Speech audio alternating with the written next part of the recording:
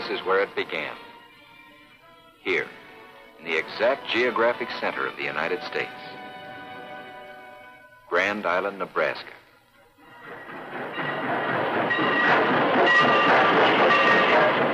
The men were brought here from every corner of the country, and a few corners outside the country. They were a hand-picked American mixture of draftees and West Pointers, of butchers, teachers, and bankers, of your sons, husbands, and fathers. They were men like Kenneth Gibson of Salt Lake City, who served in England at the Far East, who enlisted as a private and was now a full colonel. John Van Trigg of Ottawa, Illinois, and the South Pacific. Gordon Wong of Boise, Idaho, and Canton, China. Fred Montgomery, a B-24 gunner from the Aleutians. Harry Brand, a B-17 flight chief, decorated in the battles of Guadalcanal and Midway.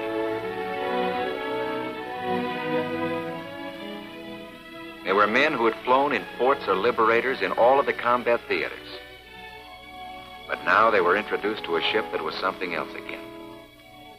She was the B-29, the Superfort, with 2,200 horsepower in each of 4 engines, with a fuel capacity equal to that of a railroad tank car, a tail that climbed 2 stories into the air, a body longer than a Corvette, designed to carry more destruction and carry it higher, faster, farther than any bomber ever built before. And to complete this mission, that's exactly what she was going to have to do. The day they first took up a 29, the men felt like the Wright brothers all over again. Better be good, fella. Here goes $1 million on the wing.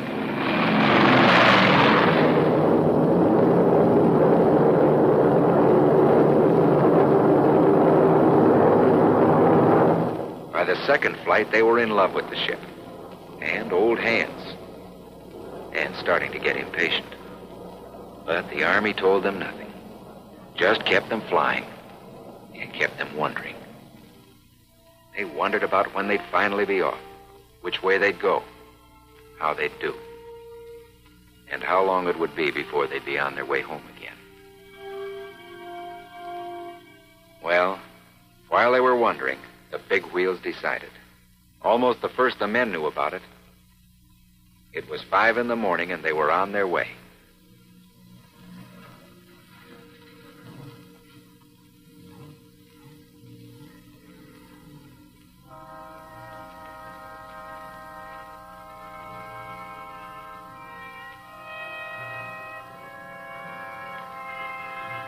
The chaplain gave each of the crews a St. Christopher medal.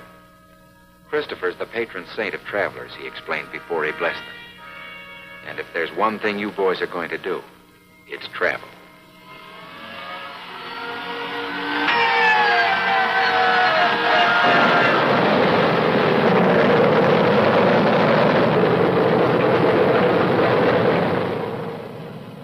The chaplain was right. This was the takeoff for one of the greatest mass flights in history.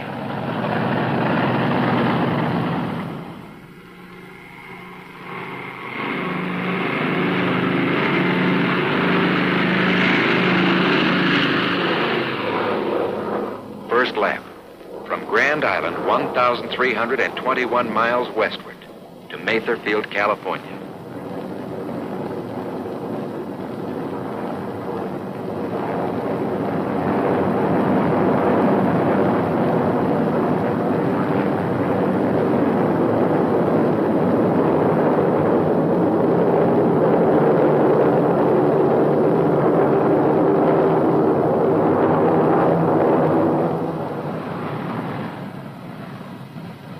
Mather Field was their POAE, Port of Aerial Embarkation. Here the crews had to go through a final production line checkup. Then they were ready for the second lap. From Mather Field to Pearl Harbor, 2,415 miles further west. When they passed over the Golden Gate Bridge, it was like having a door shut in their faces. So long, California. So long, USA. On this first overwater hop, it was the navigators who were on the spot. With all their fancy equipment, their minds still had to make the final calculations. An error of 2 degrees would wind their ship up over nothing but ocean, with empty gas tanks.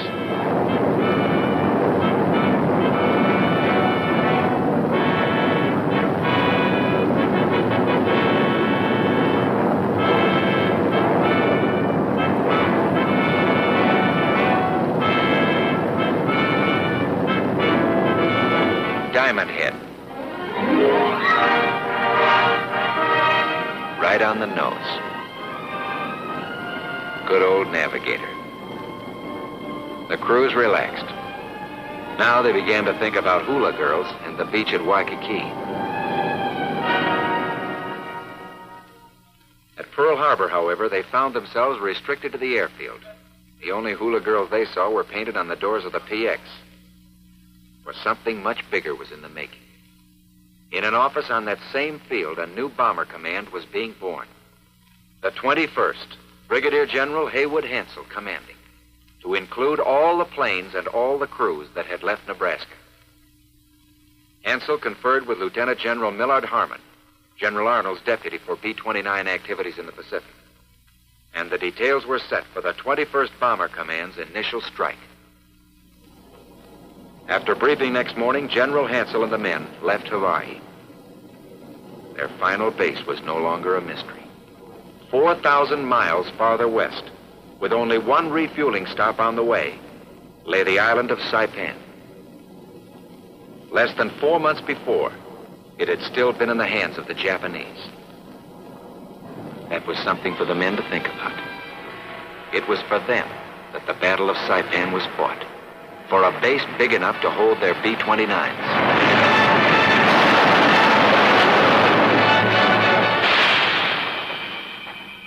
Soldiers, sailors, and Marines paid a price for that base. Afterward, aviation engineers and service groups sweated over it. That, too, was for the B-29s.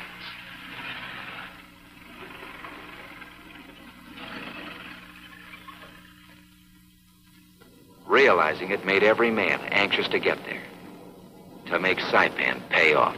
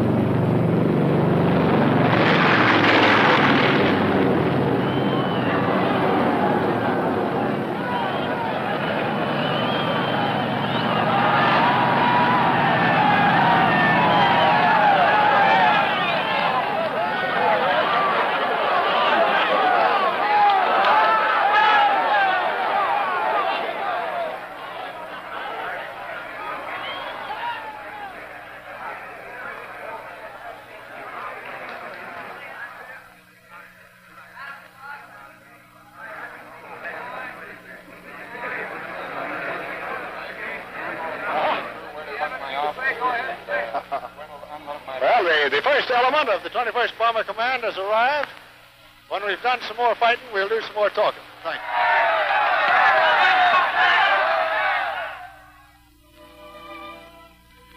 The crews found Saipan to be a paradise, free from any of the discomforts borne by war-oppressed civilians at home.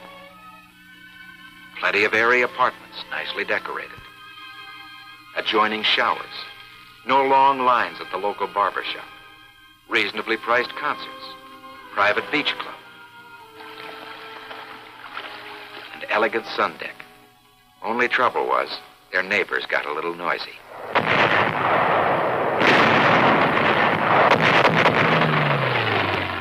B-29s on Saipan were like artillery pointed at the heart of Japan. The Nips made a desperate attempt to knock the base out. came over at night, too. They paid admission. But they got some of ours.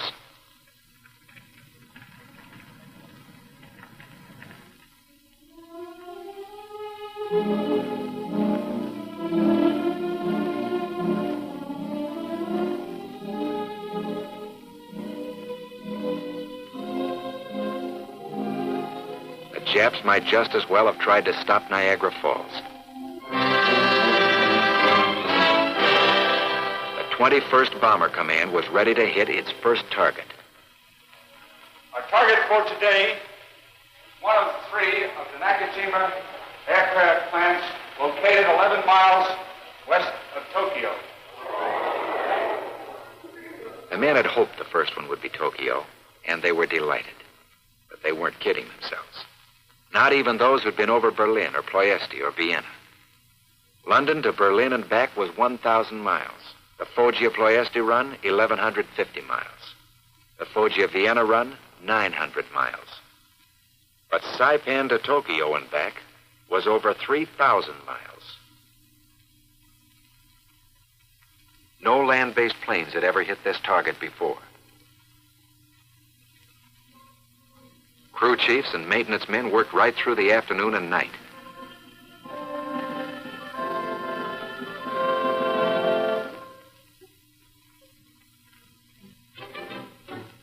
The ordnance men fused the payload. Dawn.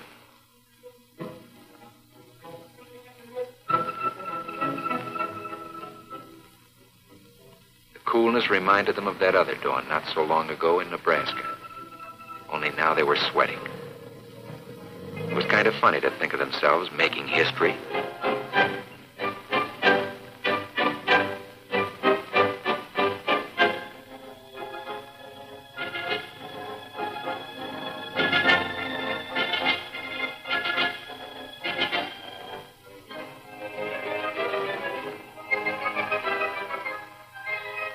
The lead ship was A-1, Dauntless Dottie. Its pilot was Robert Morgan. Its bombardier, Vince Evans. Remember them? They were the pilot and bombardier who flew 25 missions over Germany in a B-17 called the Memphis Belle. 5 o'clock. Back home, you'd have been turning over for another couple hours' sleep, or just coming in from a date.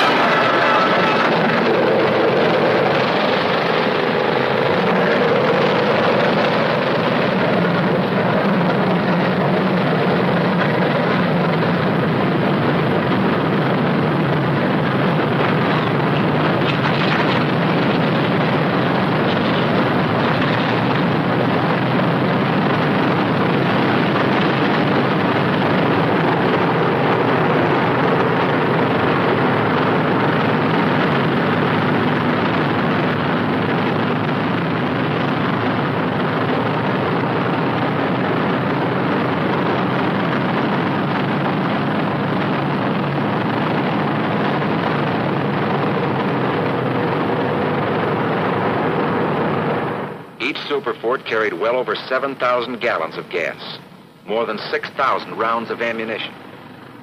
With their great load of 500-pound general-purpose bombs and incendiaries, they weighed almost 70 tons apiece.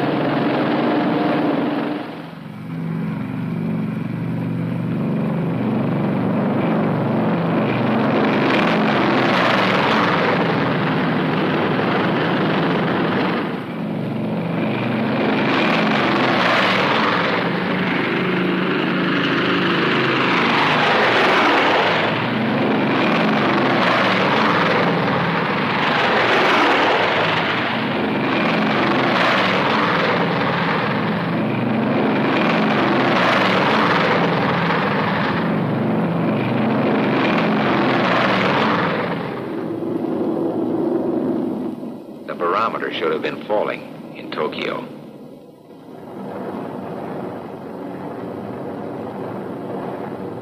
This was the final lap of the long mission. Over 10,000 miles, almost halfway around the world, to return a visit that had been paid to Pearl Harbor 3 years before. Pearl Harbor was on their minds now.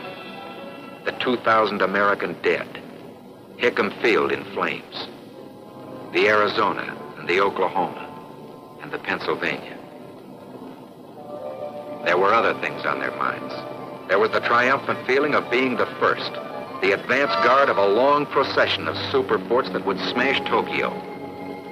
There was the grim satisfaction of making the Nipponese High Command eat its words. Tokyo, the Japanese High Command had broadcast, is out of range of land-based American bombers. There was the uncertainty, the fear of the unknown. 1,600 miles lay between them and their target. What kind of a defense would the Japs put up? How much flak? How accurate? 1,600 miles lay between the target and getting back to Saipan. How many of them would get back? They recalled very clearly the fate of the Doolittle flyers who had crashed in Japan and been captured.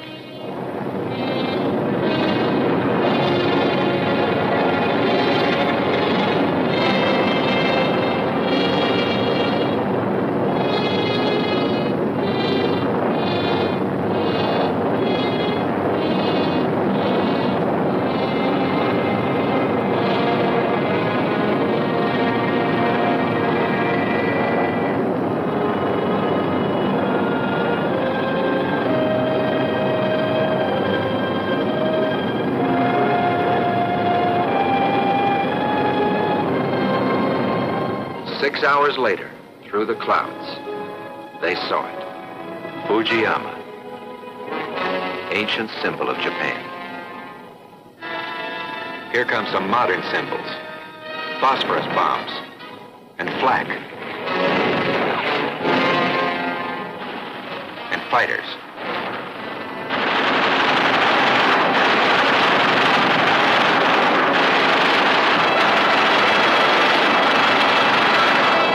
Inside a superfort, you can't see its guns. You fire by remote control.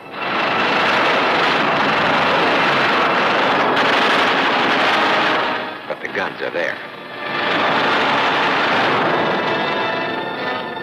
And now, below them, is Tokyo.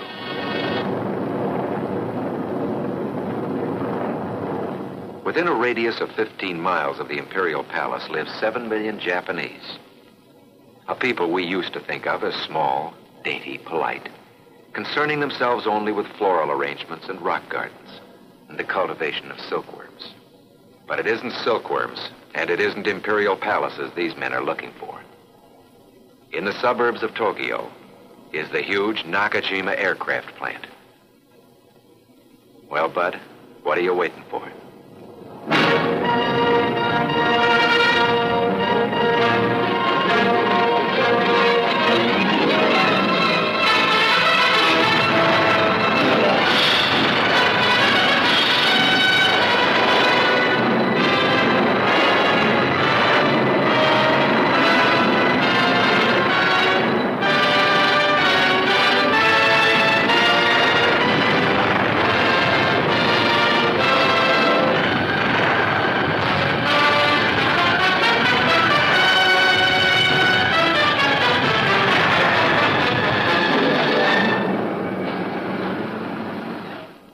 The B-29s that had taken off at dawn, all but 2 got back to Saipan that night.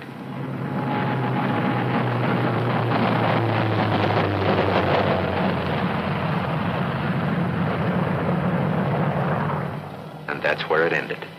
The first Superfortress mission to Tokyo. But more than an ending, it was a beginning. As the commanding general of the Army Air Forces put it, no part of the Japanese Empire is now out of our range. No war factory too remote to feel our bomb. The battle for Japan is now underway with full speed ahead.